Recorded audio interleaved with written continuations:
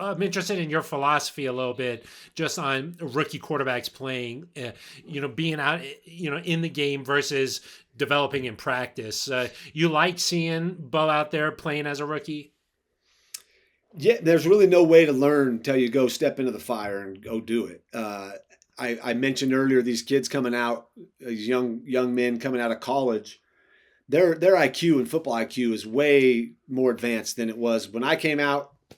I knew quite a bit about football, but not at the level that you needed for the NFL. So it was a learning process for me to understand that these defenses now can throw multiple defensive sets at you and blitz from all angles and different looks and show you a look, and you're like, oh yeah, here they come, and then they're coming from somewhere else. So it's such a chess game that these kids come out with a lot of that already, uh, understanding a lot of those things. Now it's just a matter of, can you go out and run the play that the coach calls? 70% of the time it's going to go as planned, right? Maybe it's an incompletion or not, but the play is going to go as it is. Those other 30%, Mark Trestman told me that those numbers, they may have changed, but like those 30 to 40% where the play breaks down. Now, how do you respond to that? Are you getting some positive yardage? Are you throwing the ball away, saving the next down? Are you rolling out and making a play, right? So there's that's a huge part of it for a rookie. When I came in, I was a rookie who started halfway through my rookie year. I sat for 7 games, but then I went in and now all of a sudden I'm the starter. I was not prepared like this. I was swimming in the defenses and the protections and all the things you got to do. But I was able to react and make plays, and that was part of what I did throughout my whole career. Was I could run a play, but if it broke down, I might make an amazing play most of the time. Sometimes I'm gonna throw a pick. Sorry, I'm gonna. Yeah, part But of it. for Bo, it's like he's a rookie, but he's also like he's been on a couple different teams in college, so he knows how to like get to know his teammates. That's not going to be a problem. If he's legit, he's genuine, he's authentic, he's consistent, and he's putting in the work, guys are going to see that. And then that in turn, whether he's a rookie or not, that's what you want from your main guy back there calling the plays and also taking all the praise and taking most of the blame. So rookie or not, I believe there's different ways. We've seen other guys that have sat and gone on and had phenomenal careers.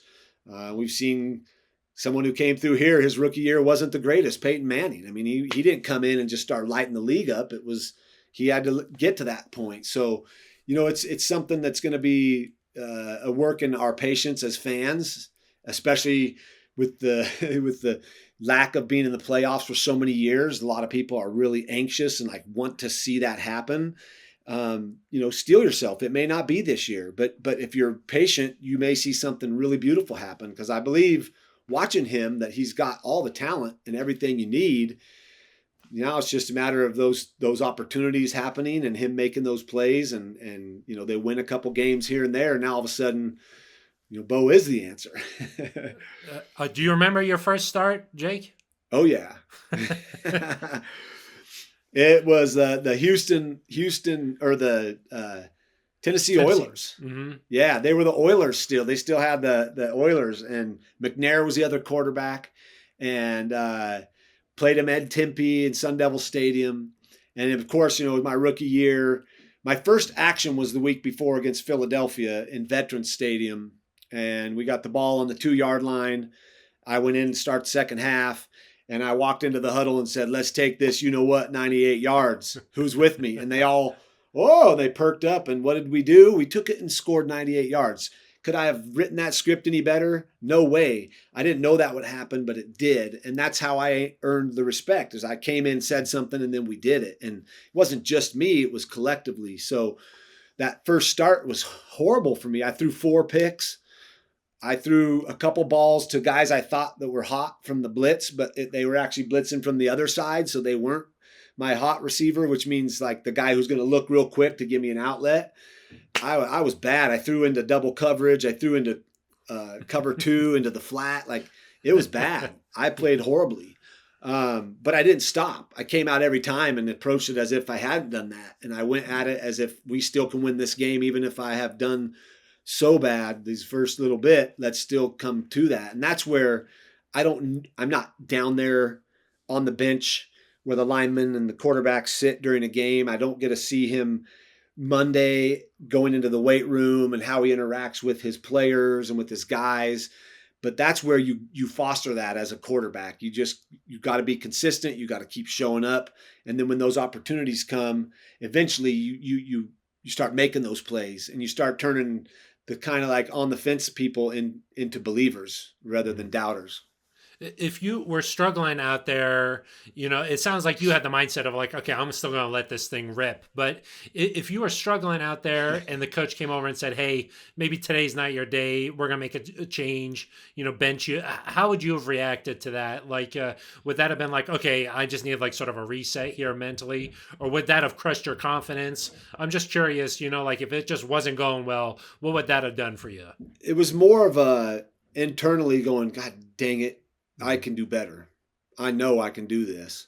I've done it. Why am I not doing it today? It happened. There were a few times I was pulled because, in Arizona, we lost a lot of games, and some of them were my fault. I wasn't playing well. And, I had a lot of comebacks, but we were losing a lot of games. So, my comebacks were because I never gave up.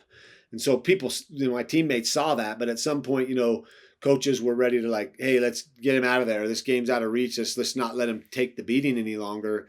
It was always very frustrating. First and foremost, mad at myself. Like, what can I do better?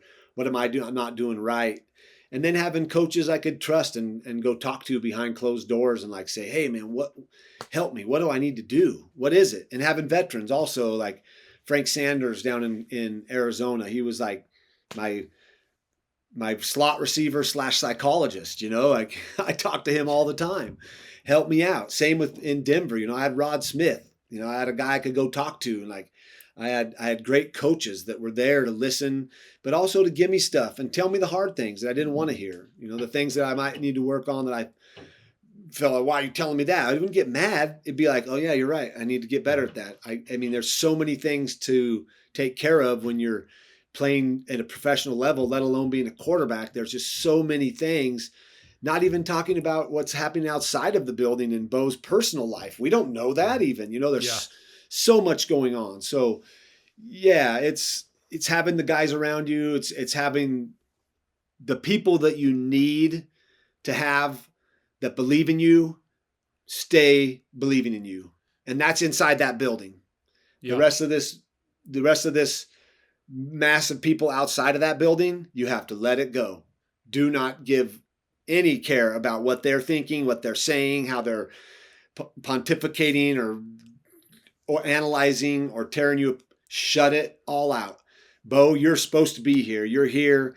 Believe in the guys around you. Tell them you'll do better, and then do better. And then you build that trust, you build that respect, and then you can call out guys or like demand that they step it up too. Like once you could get there. And so it's going to happen, but it's all inside that building. And I believe everyone there believes in him. And so that's good. That's a good environment for him. Now, if he gets pulled, if he's playing bad and he sits, hey, it's a wake up. It's like, yep, I can play better. All right. Yeah. Time to work harder. What can I do? What can I work on? What skill can I do? And maybe it's something as simple as throwing after practice and just not having a coach there to just throw some routes, just rip the ball and get it out. But whatever that is, he's got to find those little things, those remedies, those little extra things he can do to just stay on the course, man. Yeah, tough to figure the deal out for sure. Everybody's different, man. That's the thing. Everyone approaches things differently and reacts differently. So, like I said, I don't know Bo that well, but from what I see, he's not scared. He's going to compete, and that's what you want. John Elway told me that. If you just go compete and you keep competing and you keep fighting and you keep doing it, this town will love you. They will revel you. And like he was right. So just keep fighting, keep going. And if they bench you and you don't start, still keep fighting, work even harder.